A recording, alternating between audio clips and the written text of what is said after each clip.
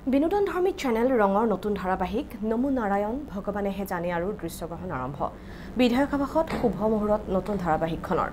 অঞ্জন দুৰ্লভ চৌধুৰীৰ পৰিচালনাত নিৰ্মাণ হ'বলগীয়া ধাৰাবাহিকখনৰ কাহিনী আৰু চিত্ৰনাট্য অংশুমান ভূঞাৰ ধাৰাবাহিকখনত অভিনয় কৰিছে বিকি দেৱাশিষ বৰঠাকুৰ নিৰ্মালী মানস শৰ্মা আৰু পৰাগ শৰ্মাই